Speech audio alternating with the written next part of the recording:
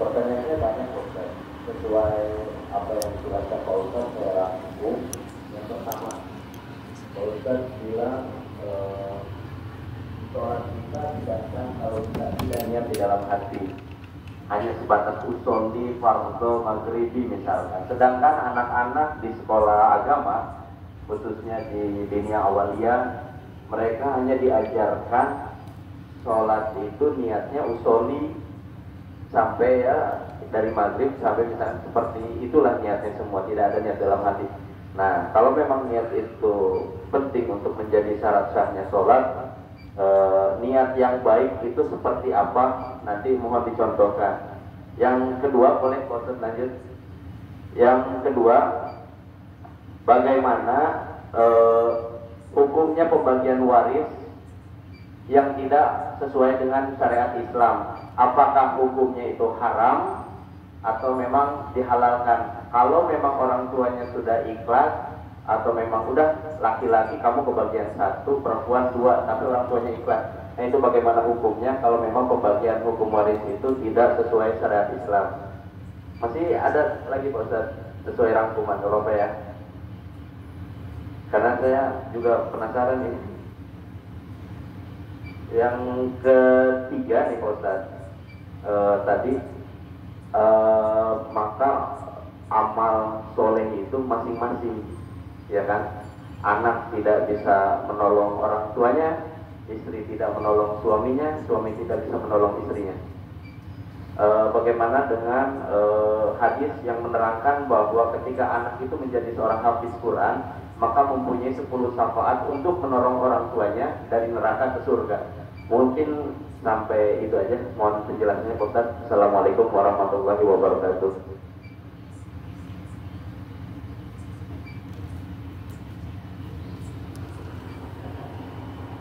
Kayaknya jawab dulu kan, ya, udah banyak.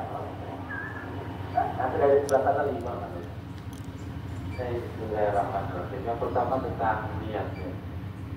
Jadi yang dimaksud dengan niat ini Pak, dalam sholat itu bukan bisa seperti niat mau kerja atau enggak.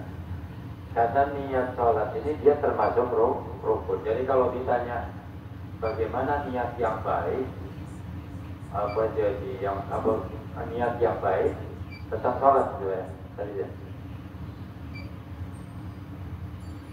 Iya. Iya. Iya. Iya. Jadi artinya kan apa, jadi mahal niat itu al-qalbu.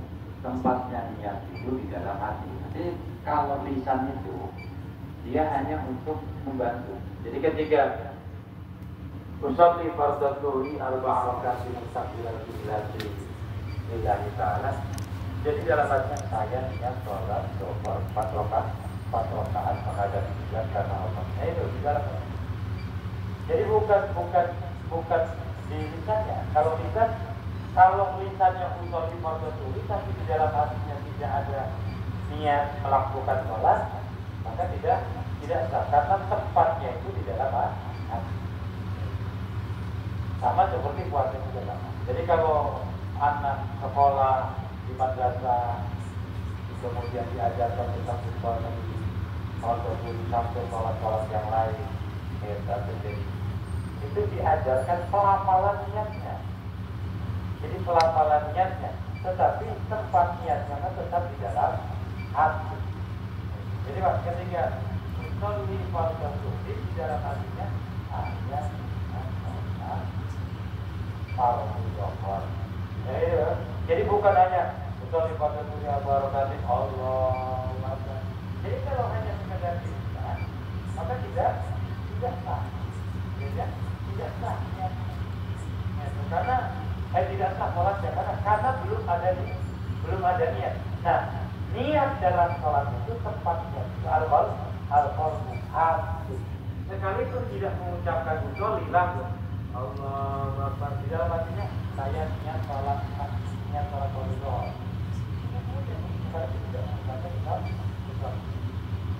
Atau bagaimana kalau kita mengucapkannya ini sholat zuhur, tapi kita mengucapkannya di lisannya usolli fardhu asri, ya kan?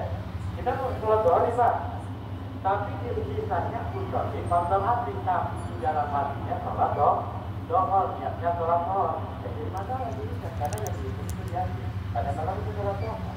Sekalipun niatnya ucapinnya ucapin fardal asri, padahal itu dohor, tapi di hatinya niatnya sholat dohor. Jadi mana? Nah, untuk kata yang dihitung itu di dalam hati. Jadi kalau kita usolli fardal zuhri Allah Akbar, tapi di hatinya tidak ada niat, maka tidak sah salatnya. Gitu. Karena ada rukun yang tidak dijalankan, mana? Niat. Nah, niat itu kan makanya yang sudah dijelaskan itu dalam salat itu ada rukun qalbi. Rukun qalbi itu tidak diucapkan. Kemudian ada rukun qauli yang diucapkan, Fatihah. Kemudian ada rukun fi'li, gerakannya. Mana? Takbir, ruku, sujud, kemudian julus baina sajdatain, salam. Nah, niat itu rukun qauli. Ya. Satu. Yang kedua adalah baik.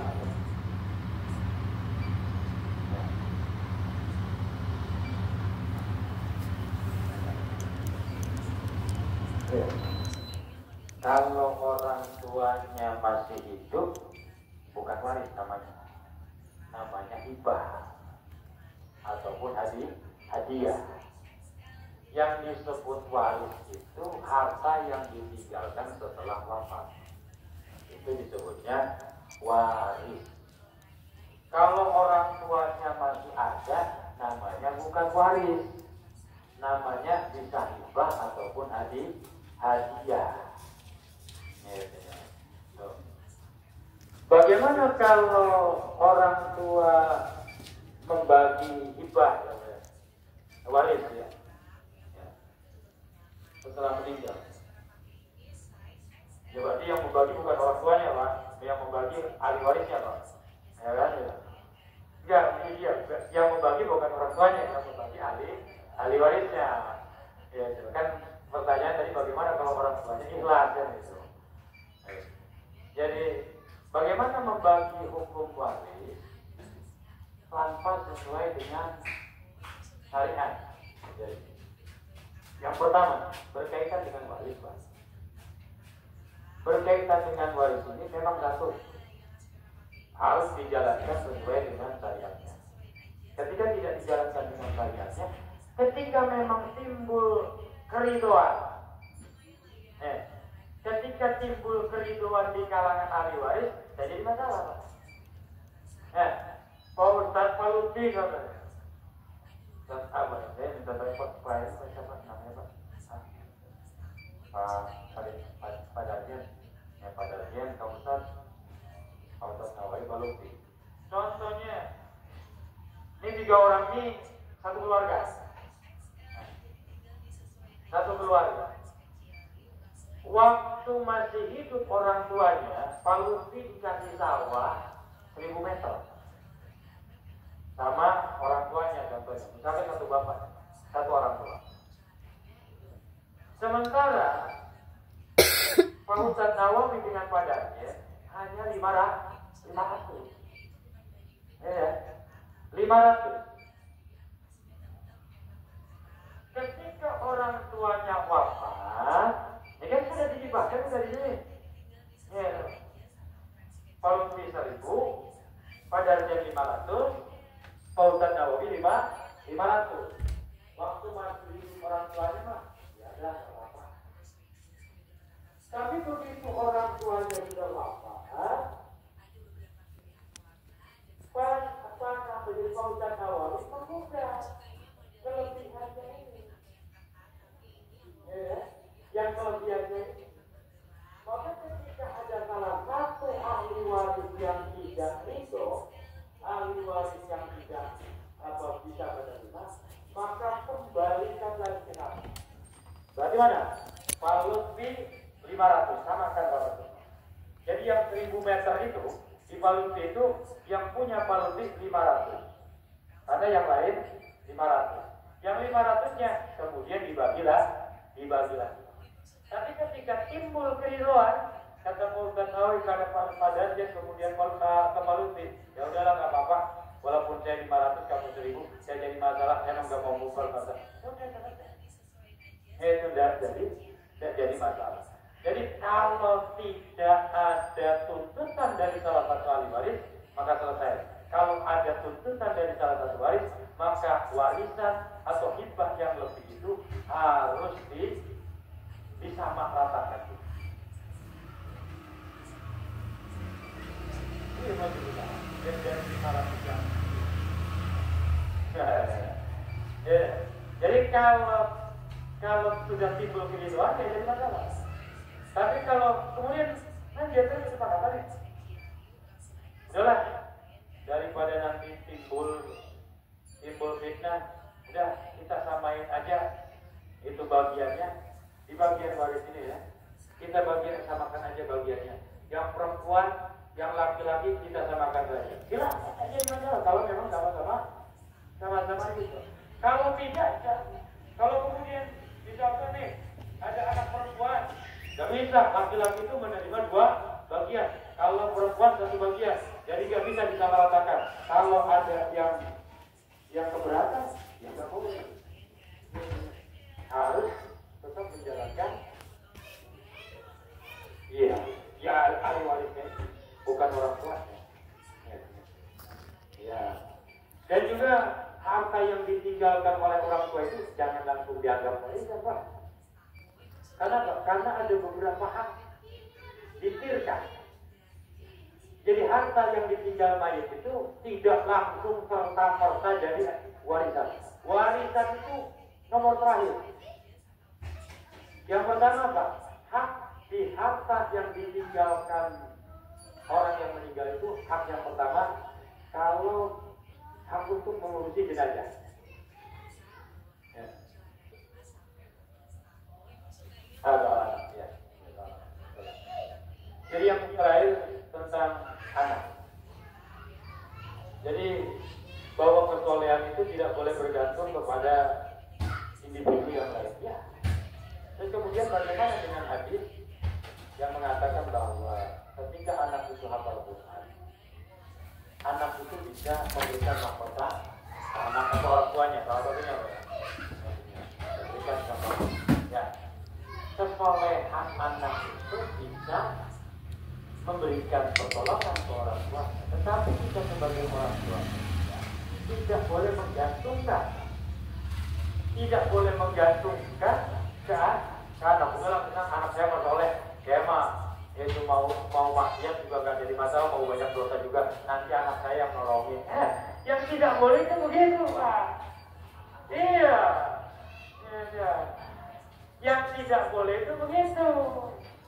Artinya kita itu menggantungkan keselamatan kita di akhirat itu ke anak, sementara kita itu tidak ada usaha untuk kita menjadi orang yang selamat.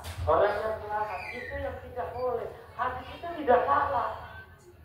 Bahkan apa? Bahkan tidak masa itu ada amalu. Kalau anak ada meninggal atau wafat, maka terputus amalnya kecuali 3. 1 anak soleh yang mendoakan, kemudian amal kerja, kemudian ilmu yang manfaatnya itu tidak tahu. Jadi yang tidak boleh itu kita menggantungkan.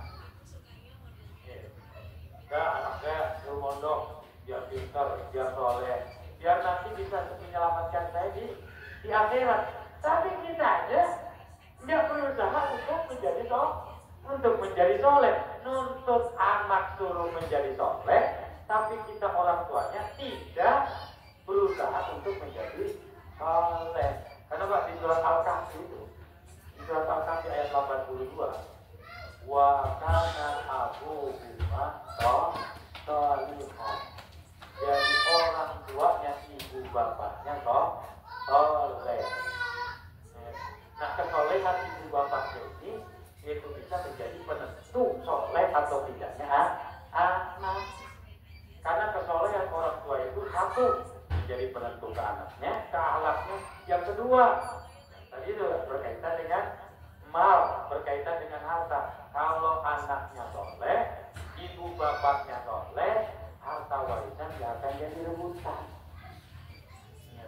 Karena kitanya ini salah, makanya kemudian banyak merebutin warisan orang tua. Nah, waktu orang tua itu nggak bisa, kita jadi menafkahi orang tua kan wajib. Ketika memang kita ini sudah cukup, ketika kita ini sudah balik, orang tua kita ini dalam keadaan tidak punya, maka anak wajib menafkahi orang tua. Tentu setelah menafkahi istrinya. Makanya kalau ada orang tua datang ke rumah kita, jangan ditanya Wak. Ada orang tua main ke rumah kita, jangan ditawari makan, jangan. Kenapa? Karena dia nggak akan ngomong, tahu kondisi anaknya. Makanya langsung sediakan. Nah itu kan ditanya dulu, Pak mau makan nggak? Atau Bu mau makan nggak? Orang tua kita nggak bakal ngomong. Nah, karena apa? Karena main ke rumah kita ini kadang-kadang dia jenuh di rumahnya, ataupun memang nggak ada makanan. Tapi kalau ngomong apa itu nggak akan. Orang tua itu nggak akan begitu. Makanya jangan nawari orang tua itu, langsung sediakan. Kita ini kan nawarin tuh nyediain, enggak ya. Kira itu ya. Baik, selanjutnya mungkin dari ibu-ibu di luar ada yang mau bertanya.